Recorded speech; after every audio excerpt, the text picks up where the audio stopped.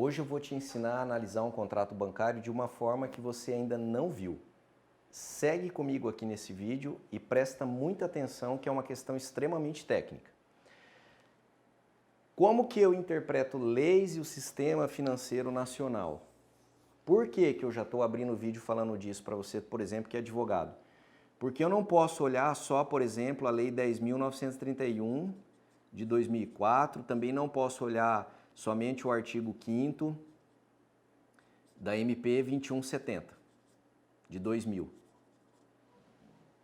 Eu tenho que olhar a norma jurídica, ou seja, como é que o Estado brasileiro ele normatiza as relações entre nós e entre nós, Estado, nós particulares, enfim. Então, exemplo. Quando você geralmente pega um contrato bancário, o que é praxe? Eu vou olhar se tem uma taxa de juro mensal, um exemplo, 2,5%, e vou olhar se tem uma taxa anual prevista. No caso aqui, eu vou colocar aqui um número de cabeça, tá? 31,5%. O que geralmente nós fazemos ou somos orientados? Olha, tem cláusula de capitalização mensal? O contrato prevê. Então, se ele tem taxa de juro mensal e anual e cláusula de capitalização, o banco está correto, eu não tenho o que fazer, eu não posso impugnar esse contrato, eu não posso demandar em juízo. Só que isso é um engano muito grave. Eu vou te explicar o porquê. Quando o STF julgou a ADIM 2591, tá, do DF, ele falou que quando você vai discutir juros remuneratórios, não é pelo Código de Defesa do Consumidor, é pelo Código Civil.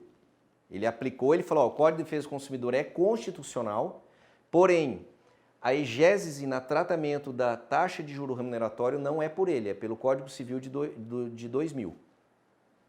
Ok.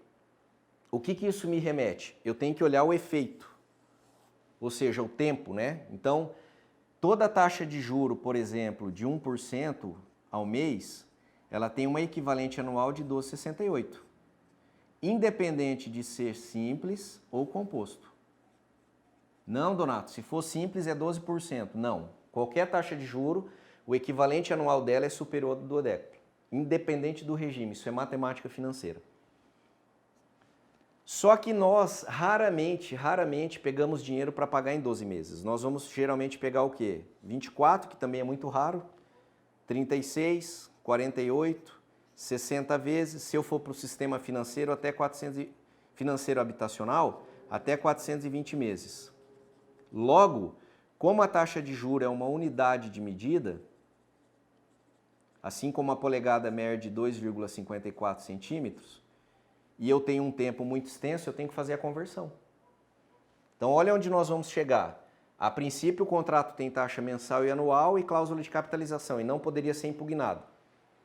Só que se eu sei transformar a taxa de juro no tempo, ou seja, a taxa equivalente, porque nós estamos falando aqui de juros compostos em todos os contratos, salvo se você pegar dinheiro para pagar em 30 dias, o banco cobra juros simples. Do resto é composto. Aí a terminologia, se é capitalizado, fungífero, eu não quero entrar nesse mérito. O que eu estou dizendo é que os juros são considerados vencidos e não pagos, reincorporados ao saldo devedor e novos juros são calculados sobre aquele novo saldo. Isso acontece em qualquer tabela, tá bom?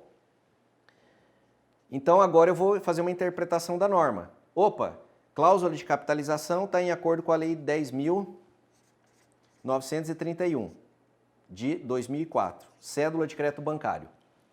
Mas o STF falou que a formação da taxa de juros e qualquer tipo de onerosidade é pelo Código Civil. Então agora eu entro no quê? Pera lá, eu posso ter aqui duas soluções. Eu posso dizer que a taxa de juro formada não está em acordo com o perfil do cliente, o que possibilitaria, por exemplo, trazer uma taxa de 2,5 para 1,62 ao mês, tá? A partir disso, eu posso dizer, olha, qual a norma deve prevalecer ao caso? Qual que deve ser aplicada? A Lei 10.931 ou o Código Civil de 2002? Porque daí vai acontecer o quê? Uma norma vai fazer com que a outra seja afastada nesse caso. As são constitucionais, mas podem ser afastadas. Com esses dados em mãos, eu vou fazer uma análise do seguinte sentido, ó. como que é 1,62 ao mês capitalizado, por exemplo, se for em 60 meses, aí eu vou interpretar o que é juro da parcela e o que é capital. Por quê? Isso aqui é imprescindível para eu entender o risco de inadimplemento. Ou seja, se está devolvendo pouco capital, eu tenho um risco maior para o sistema. Mas também vou olhar o seguinte, e se eu mantiver 2,50 ao mês, eu não quero discutir a formação da taxa, mas eu quero anular a cláusula de capitalização porque 2,50 ao mês capitalizado torna demasiadamente oneroso o contrato. Após eu ter esses dois dados é que eu posso definir, esse cliente eu vou pedir conversão da taxa a 1,62 e capitalizada, ou, por exemplo, eu vou fazer 2,5 de forma simples. O sistema simples, por regra, ele vai sempre devolver mais capital em detrimento do juro na parcela. Mas como eu não tenho esses dados aqui, eu ainda não sei qual que seria mais equilibrado para esse devedor. Então, saber esses dados me possibilita, sem sombra de dúvidas, impugnar um contrato ainda que ele tenha taxa mensal e anual e cláusula de capitalização mensal. Tranquilo? Esses dados são fundamentais, importantíssimos para que você desenvolva a sua carreira. Ou também para que você, como consumidor, empresário, sabendo isso aqui, essas regrinhas, possa discutir, até com o próprio banco, essas questões da formação da taxa de juros, se a cláusula de capitalização está elencada ou não. Ainda que de repente não seja possível de forma administrativa, mas todo conhecimento gera poder. E se você sabe isso, você consegue encurralar o banco na hora de tomar um crédito. Tranquilo? Então fica essas dicas aqui para vocês. Espero que você possa compreender que é possível sim, e eu estou afirmando aqui com 100% de convicção, pois atuo há 12 anos já na área e sei o que eu estou falando. Pega esses dados aqui e comece a implementar no teu escritório e comece a analisar os contratos sob esse prisma. Tranquilo? Se você gostou desse vídeo, faz uma gentileza para nós. Deixa o seu like aqui no canal, compartilha com seus amigos e faça aí com que o nosso canal comece a crescer no Brasil.